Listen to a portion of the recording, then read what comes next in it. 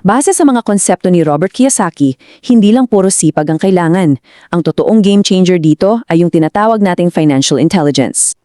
Aminin mo, sawa ka na din ba sa ganitong sitwasyon? Yung tipong sobrang sipag mo naman, binibigay mo na lahat ng oras at lakas mo, pero at the end of the month, parang walang nangyayari, parang nakastack ka pa rin. Well, dito pumapasok yung konsepto ng financial IQ. Ito talaga yung ultimong solusyon para matigil na yung nakakapagod na cycle na ubos na agad ang pera mo bago pa man dumating yung susunod na sweldo. So ano ba talaga itong financial IQ na ito? Sa talakayang ito, dadaanin natin ang 5 haligi ng financial intelligence. Una, alamin natin kung ano ba talaga ang problema sa pera. Tapos, susundan natin ng IQ1, pagpapalaki ng kita, IQ2, proteksyon sa pera, IQ3, budgeting para yumaman, IQ4, paggamit ng leverage, at syempre ang panghuli, IQ5, patuloy na edukasyon. Let's dive right into it. Unang bahagi, ang problema sa pera. Huwag masaklap na paycheck to paycheck reality. Para mas maintindihan natin kung gaano kalala yung sitwasyon sa Pilipinas ngayon, tingnan natin itong datos mula sa 2023 report ng Bangko Sentral ng Pilipinas. 63%. Yes, 63% ng mga Filipino households ang walang sapat na ipon. Literally, namumuhay lang sila from paycheck to paycheck. To put that into perspective, ibig sabihin yan, karamihan sa atin isang emergency lang, isang aksidente o isang sakit lang sa pamilya, ubos na. Pwede nang gumuho ang buong finances nila. Ito yung malaking problema na kailangan nating solusyonan agad-agad. Kaya pumunta na tayo sa pinakaunang haligi. IQ1, pagpapalaki ng kita or making more money. Ang problema sa pera, para talaga yung sakit ng ngipin Kapag dinidedma mo lang at hindi mo inaayos, mas lalo lang lalala at masasakit. Sabi nga ni Robert Kiyosaki, your ability to make money is your first financial intelligence. Kung nandun ka ngayon sa minimum wage o feeling mo kulang talaga yung pumapasok na pera, kailangan mong gumawa ng paraan.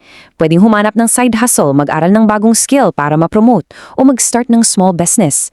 Kapag gumawa ka ng active steps para lumaki ang income mo, for sure, susunod ng tataas ang kumpiyansa mo sa sarili. Next up, ikalawang bahagi. IQ2, proteksyon sa pera. O kung paano mo protektahan yung kinikita mo. Kasi the truth is, hindi naman talaga mahalaga kung gaano kalaki yung gross na kinikita mo. Ang mas mahalaga, magkano yung aktual na naiuwi at natatago mo. Tingnan mo itong example natin kina Pedro at Juan. Si Pedro, ang laking kita, 100,000 pesos, pero nawawalan naman siya ng 50% dahil sa taxes at kung ano-anong gastos. Dito naman tayo kay Juan, 80,000 pesos lang ang kita, pero 15% lang ang nababawas sa kanya. So kung titingnan mo, mas malaki man ang sweldo ni Pedro, mas mataas ang financial IQ ng Juan kasi mas marami siyang napoprotektahang pera. Bakit ba? Kasi nawawala yung pera natin. Dahil yan sa mga tinatawag nating predators. Isipin mo yung pera mo, parang pananim yan sa bukid na pwedeng atakihan ng mga peste. Ito yung 7 financial predators na tahimik pero mabilis lumabos sa yaman natin. Number 1, bureaucrats. Ito yung buwis, di ba? Bago mo pa makawakan yung sweldo mo, may kautas na agad. Number 2, bankers. Nagbibigay ng napakababang interes sa savings mo habang kinakain lang ng inflation yung halaga ng pera mo. Number 3, brokers. Yung mga salespeople minsan nalibibenta ng investments pero wala naman talagang track record sa wealth building.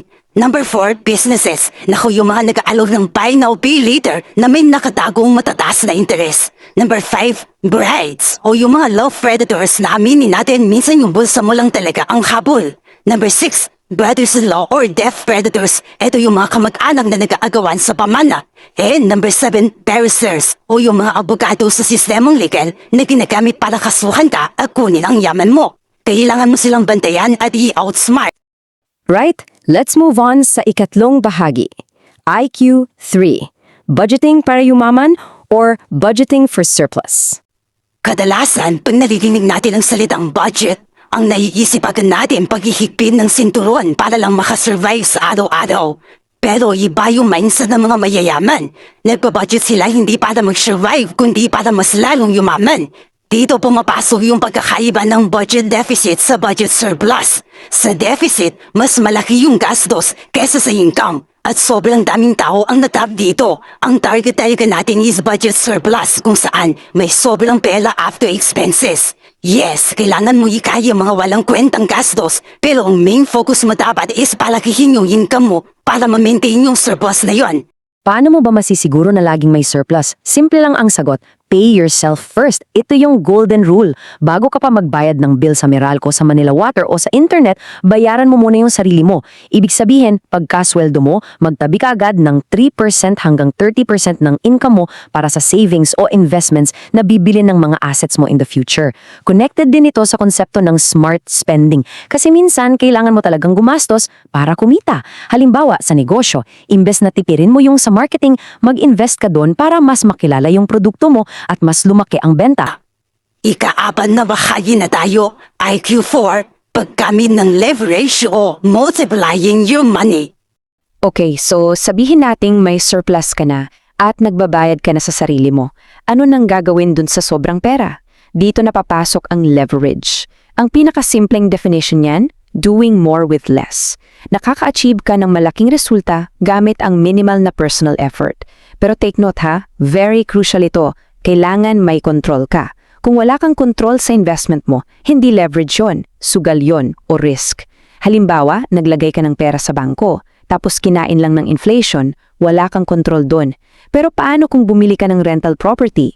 Ikaw ang nagtatakda ng renta, ikaw ang pwedeng mag-improve ng bahay para tumaas ang value, may control ka. Para mas ma-visualize natin kung gaano to ka-powerful sa malaking skill, tingnan natin ang ginawa ni Tony Tan Chak Siang sa Jollibee.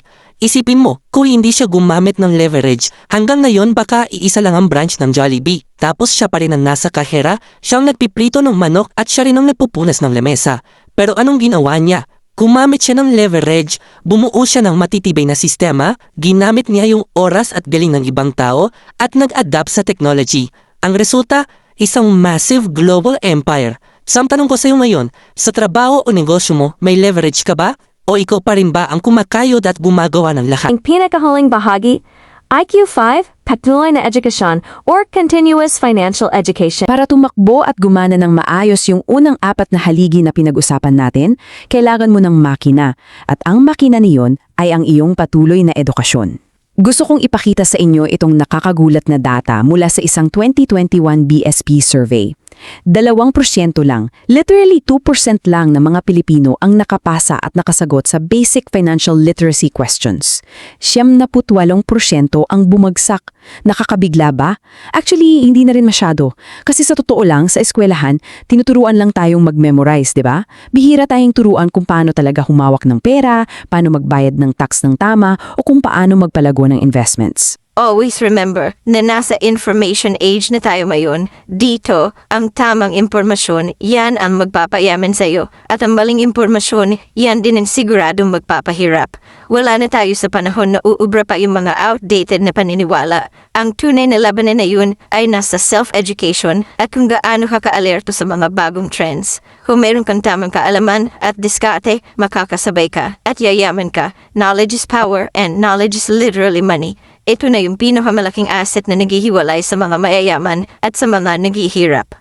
So, ayan, nahimay na natin ang 5 haligi. Pagpapalaki ng kita ang pagprotekta sa pera laban sa mga predators, pag-budget para ma-achieve ang surplus, pag-multiply gamit ang leverage at syempre ang patuloy na pag-aaral. Kaya bago ko tapusin ito, iiwan ko sa inyo ang isang napakahalagang atanungan na dapat nating pagnilayan. Kung hindi ngayon ang tamang panahon para ayusin ang problema mo sa pera, kailan pa? Panahon na para basagin ang cycle na yan at simulan ang pag-build ng tunay na yaman. Hanggang sa muli.